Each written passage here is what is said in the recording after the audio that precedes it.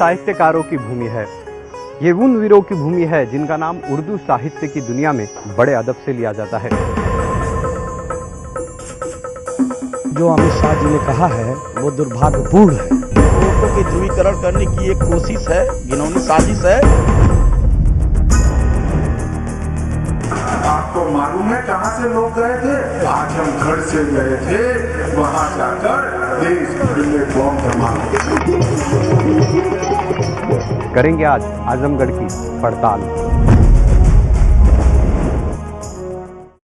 चुनाव की सनसनी में आज कहानी हो उस इलाके की जिसका नाम अक्सर आतंक की कहानियों से जोड़ा जाता है, और अब चुनावी संग्राम के बीच आजमगढ़ एक बार फिर सुर्खियों में है। आखिर क्या है आजमगढ़ की असली तस्वीर? चुनाव की सनसनी में आज हम आपको दिखा रहे हैं कैमरे में कैद आजमगढ़ की असली कहानी। आजमगढ़ की सीट पर जोश जगाने की कोशिश में नरेंद्र मोदी। पॉलिटिकल पंडितों को ये आजमगढ़ के जन सैलाब ने गलत सिद्ध कर दिया। दिलचस्प यह है कि बीजेपी के पीएम उम्मीदवार नरेंद्र मोदी ने 20 मिनट तक आजमगढ़ में भाषण दिया, लेकिन भाषण में एक बार भी उन्होंने आजमगढ़ को आतंक से जोड़ने की कोशिश नहीं की। कुछ दिन पहले ही अमित शाह ने आजमगढ़ को आतंक का अड्डा बताया था। पीछे पड़ गई जिन्होंने बम धमाके करे थे, सबको धर दबोचा। आपको मालूम है कहां से लोग गए थे? आजमगढ़ से गए थे। वहां जाकर देश भर में बम धमाके। कैसी सरकार चली उत्तर प्रदेश में जिसने ये वीरों की भूमि आजमगढ़ को आतंकवाद का अड्डा बना दिया? 2009 में आजमगढ़ में बीजेपी ने पहली बार कामयाबी पाई थी। वैसे यहां मुख्य मुकाबला एसपी बीएसपी के बीच होता आया है। इस बार आजमगढ़ का किला एसपी के लिए भी नाक का सवाल बन गया है। यूपी के मुख्यमंत्री अखिलेश यादव भी आजमगढ़ में मुलायम के लिए वोट मांगने पहुंचे। इस जबरदस्त मुकाबले के बीच यूपी के पूर्वांचल में बसे आजमगढ़ का नाम फिर से सुर्खियों में है। आइए हम आपको दिखाते हैं मिनी दुबई कहे जाने वाले आजमगढ़ की अनसुनी कहानी।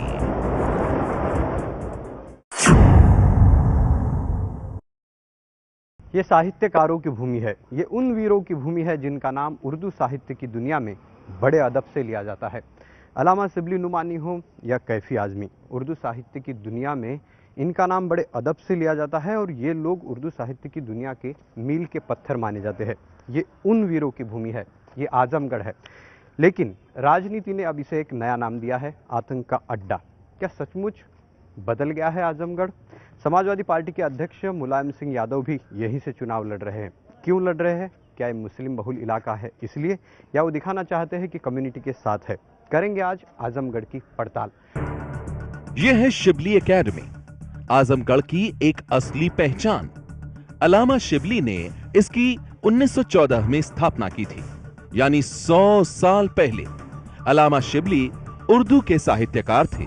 इस एकेडमी में आपको वो किताबें और वो इतिहास के दस्तावेज मिलेंगे जो शायद ही देश भर में आपको कहीं और देखने को मिले। शिबली एकेडमी में महात्मा गांधी और पंडित नेहरू आया करते थे। यह स्वतंत्रता संग्राम का एक केंद्र भी रहा है।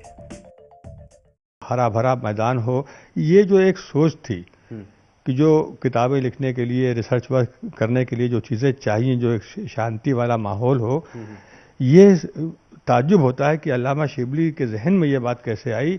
और वो तो चाहते थे शायद कि वो लखनऊ या अलीगढ़ या दिल्ली वगैरह में वो चाहते थे, लेकिन बाद में उनको ये लगा कि ये काम आजमगढ़ ही में क्यों ना हो।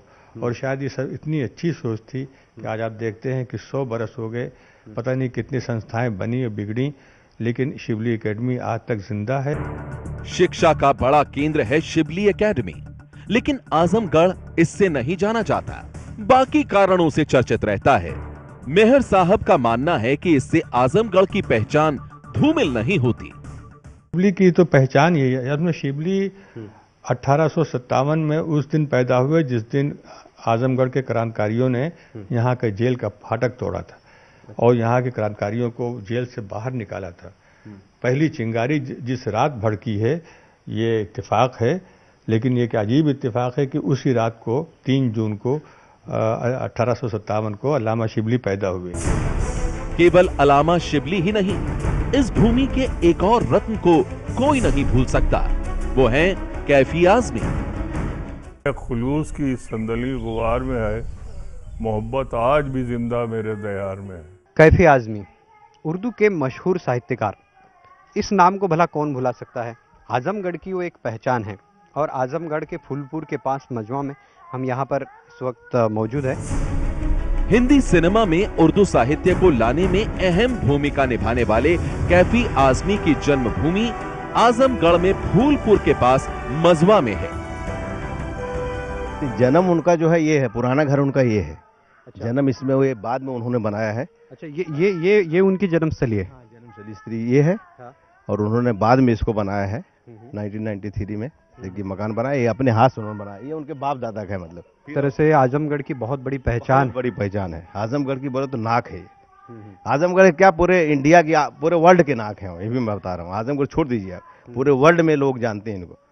कैफी आज़मी की हस्ती ऐसी थी कि पूरे वर्ल्ड में जाते हैं। फिलहाल इस धरोहर की देखभाल कैफी आज़मी के नौकर कर रहे हैं। सीताराम जी है जो आज़मी साहब की धरोहर को अब भी संभाले हुए है। ये उनका घर है, आप देखिए सारा सामान यहाँ पर अभी भी उन्होंने वैसे ही रखा हुआ है। इसकी साफ सफाई का भी काम ये करते हैं। उनमें जो है कैफी साहब में खास बात ये थी कि कभी वो अमीर या गरीब से नफरत नहीं करते थे एकदम, और वो मालूम भी नहीं होते थे कि मैं अमीर हूँ, मैं बड़ा आदमी हूँ।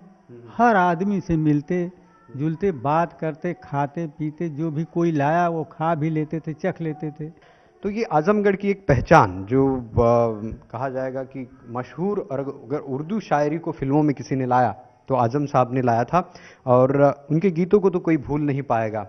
तुम इतना जो मुस्कुरा रहे हो, क्या गम है जिसको छुपा रहे हो, इस गज़ल को कौन भूल पाएगा। इसके अलावा कई सारे गीत ऐसे हैं जो उन्होंने लिखे। ये हैं वो लोग जो आजमगढ़ की धरती ने दिए, लेकिन आजमगढ़ को पहचान इनसे नहीं मिली, बल्कि कई गलत कारणों से चर्चित रहा है आजमगढ़।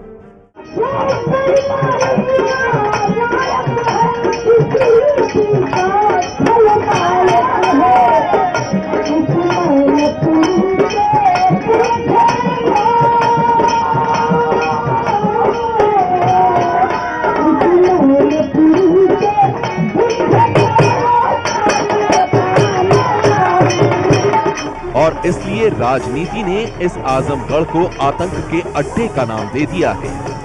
जब उन्होंने कहा आतंकगढ़, ऐसी कोई बात नहीं, आतंकगढ़ नहीं कहा, लेकिन जो कहने वाले लोग हैं वही लोग आतंकवादियों को छोड़ने की बात करते हैं, अपने एजेंडे में दिए हैं। तो सबसे बड़े तो वो, हाँ ये मैं कह सकता हूँ कि जो आतंकवादियों को छोड़ने की बात कर रहे हैं निश्चित रूप से आतंकवादियों के समर्थक हैं और ये चाहते हैं कि आतंकवाद को बढ़ावा दिया जाए, देश को कमजोर किया जाए। आजमगढ़ की छवि पर हो रही राजनीति के पीछे है आतंक का आरोप लगे कई आरोपियों का इस शहर से पकड़े जाना। इसकी सबसे ताजा कड़ी है असदुल्ला अख्तर। हाल ही में दिल्ली पुलिस की स्पेशल सेल ने असदुल्ला को पकड़ा है भारत नेपाल की सीमा से। असदुल्ला को इंडियन मुजाहिदीन के एक मास्टरमाइंड यासीन भटकल के साथ पकड़ा गया। असदुल्ला पर मुंबई में 2011 में हुए ट्रिपल धमाकों में शामिल होने का आरोप है और हैदराबाद के दिलसुख नगर धमाके में शामिल होने का भी आरोप उस पर एनआईए ने लगाया है। इसकी पड़ताल के लिए हम पहुंचे असदुल्ला के परिवार के पास। असदुल्ला के पिता डॉक्टर हैं और एक अस्पताल चलाते हैं। टेररिज्म यही होता है कि लोगों को मार दिया जाए, जला दिया जाए, जो है बेबस हो जाए, बेसहारा रहे, कोई जो है लुक आफ्टर ना कर पाए, जो है गवर्नमेंट एजेंसी फेल नजर आए, जो है ठीक है, दैट इज टेररिज्म। और वो खुद ही पूरा हिंदुस्तान जानता है कि कहाँ पे ज्यादा लोग मारे गए हैं। डॉक्टर जावेद का कहना है कि उनके बेटे को फंसाया गया है और उसको लेकर राजनीति नहीं होनी चाहिए। उल्टा वो गुजरात में हुए दंगों को आतंकवाद मानते हैं। यही नहीं, आजमगढ़ से पकड़े गए आतंक के आरोपियों में 2008 को बाटला हाउस में पकड़ा गया सैफ भी आजमगढ़ के संजरपुर का था। अबुल बशर, हकीम तारिक, शहजाद ये वो लोग हैं जो आतंक के आरोप में पकड़े गए हैं और आजमगढ़ से जुड़े हुए थे। इसको लेकर आजमगढ़ का नाम चर्चा में आने के बाद यहां इन लोगों को इंसाफ दिलाने के नाम पर एक राजनीतिक पार्टी भी बनी है, उलेमा काउंसिल। उलेमा काउंसिल का उदय ही इसीलिए हुआ है। जो यहाँ का नौजवान था, पढ़ा लिखा तबका था, उस समय न जात ना बिरादरी कुछ नहीं देखा जा रहा था। जो भी इस जिले को छोड़कर अदर जिले, अदर प्रदेश या अदर देश में अगर वो शिक्षा हासिल कर रहे थे, देश के किसी कंपनी में रह करके सेवा दे रहे थे, तो उनको आजमगढ़ के निवासी होने के नाते निकाला जा रहा था। मतलब जो आजमगढ़, इससे आजमगढ़ की बदनामी होती है, उसका उनको खामियाजा भुगतना पड़ रहा था। बिल्कुल भुगतना पड़ रहा था। नुरुल का कहना है कि ऐसे आरोपों से आजमगढ़ के युवाओं को कई जगहों पर नौकरी मिलने में परेशानी आती है। इसके अलावा आजमगढ़ एक और नाम से बदनाम हुआ, वो है अंडरवर्ल्ड डॉन अबू सलेम। आजमगढ़ का ये छोटा शहर है जहां पर 1968 में अंडरवर्ल्ड डॉन अबू सलेम का जन्म हुआ था।